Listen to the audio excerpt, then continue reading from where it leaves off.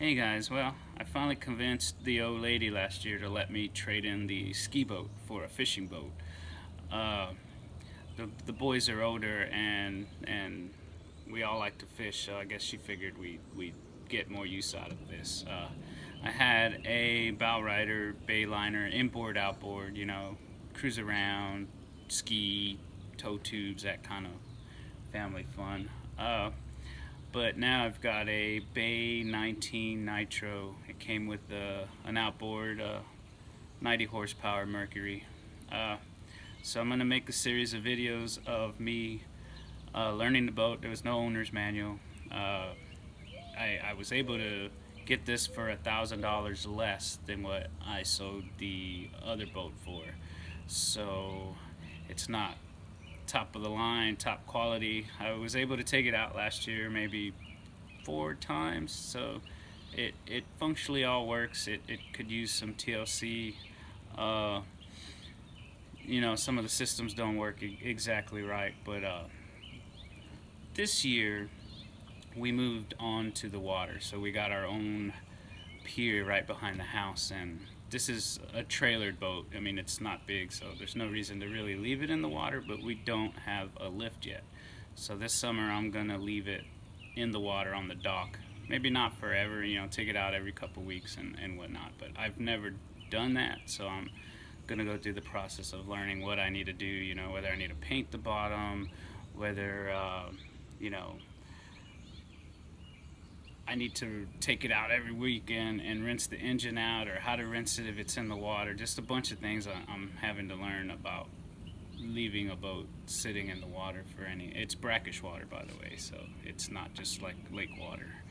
Uh, so after this, I will give you a little tour of the boat, and then it'll be a series of videos of the different projects I have to do. We're gonna do upgrades just for fun and to make it look better. For function, trolling motor we're gonna put on it. I got a new Fishfinder because that one's not very good, and it has a chart plotter on it. So hopefully you guys find this interesting.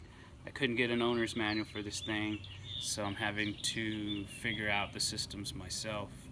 I was in contact with Tracker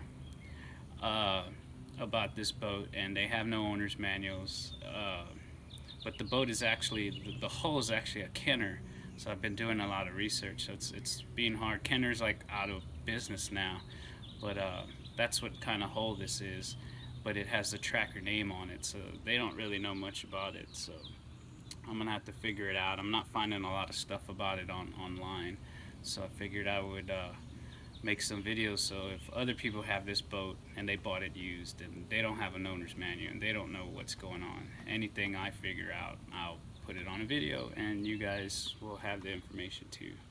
But for now, I will show you the boat, and then stay tuned for some different videos about different projects. Alright guys, here's my new old boat. That is the outboard it came with. It's a Mercury 90 horsepower. It's a 2-stroke, so it's really loud.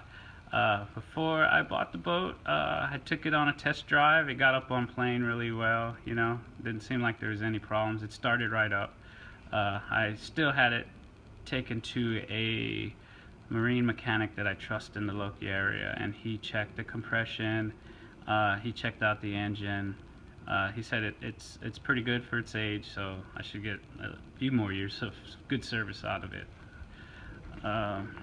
This hull is actually made by Kenner, like I mentioned before, but I guess they made it for Nitro, and Kenner is actually out of business now, and I think Tracker, which owns Nitro, owned Kenner for a while, but now I think they make Mako, and some of the Mako models look like these Kenners, which is kind of odd.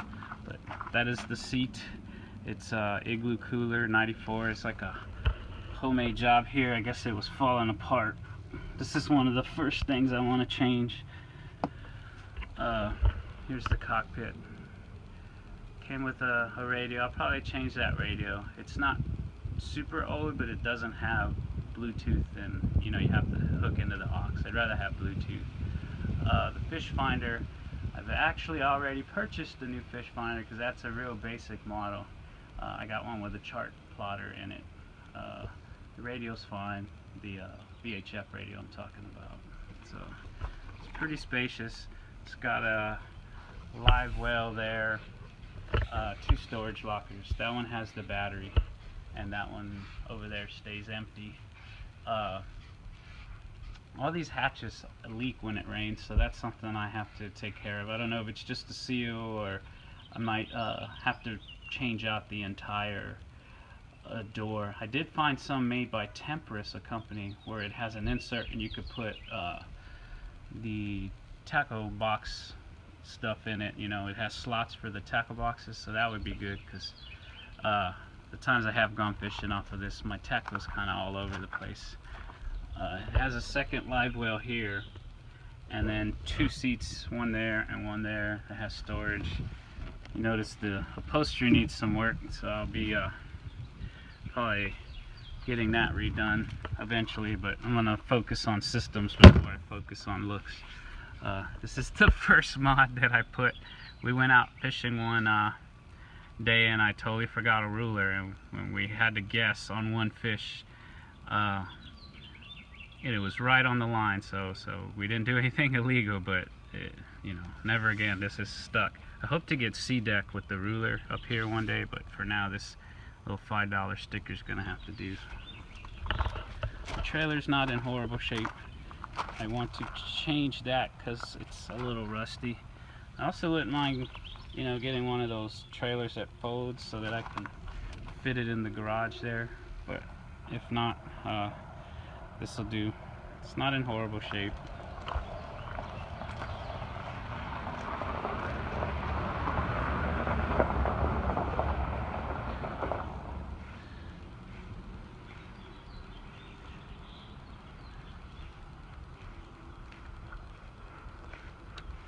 But that's my boat.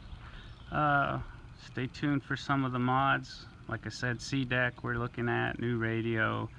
Eventually we're gonna put a 150 on there because that's what it's rated for. Not sure what else we're gonna do. We're gonna do the upholstery. Definitely gonna put a trolling motor. It's got the spot already right here, and it's even got the plug. I checked, the wires actually run back to the center console, so all I need to do is hook a battery right inside that door. I don't know what gauge it is, I didn't really pay attention, but the boat's older, so I'm assuming that it's set up for a 12-volt system, but I'm going to get a 24-volt, probably 75 or 80 pound trolling motor, so I might have to change those wires. I don't know if the gauge of the wire can, you know, handle the amperage or whatever, or without causing a fire or something, so we'll see. But I got a lot of plans for this boat, and I will put all the information I gather and all the projects I do. I'll try to make a video of it. As you can see, I'm actually already working on a project. It turned out that the bilge pump was not working, so I had to trace back the wires all the way back there, and the bilge is actually in there. It's not that one, it's kind of like further back in there. That's for the live well. But I'm gonna change that pump, so that's my first project that I've started today, and this is what I'm changing it for. We actually bought a house on the water, and it doesn't have a boat lift for the first, you know, year. We'll probably not have a boat lift. I heard getting permits is really difficult, so I don't plan to leave the boat in the water per se like the whole time, but I will be leaving it in the water for maybe, you know, like Friday, Saturday, and Sunday, and then pulling it out and bringing it back in here. So I want to make sure the sump pump I had is more for a trailer boat. You have to initiate it with a switch on the console to get it to run. So the one I bought has a automatic switch, so I can just leave it on, and if it rains or whatever and it's parked out there, it will automatically drain it out. But when I went to check the one in there, it didn't work. So before I install this one, I want to figure out why the other one isn't. I've actually traced it down the wire, so we're actually getting 12 volts to the wires, and the pump's still not turning. So I'm gonna pull the pump out, and I'm assuming it's the pump that's bad. So we'll see what happens. But that is my boat. Stay tuned and subscribe to my channel, please.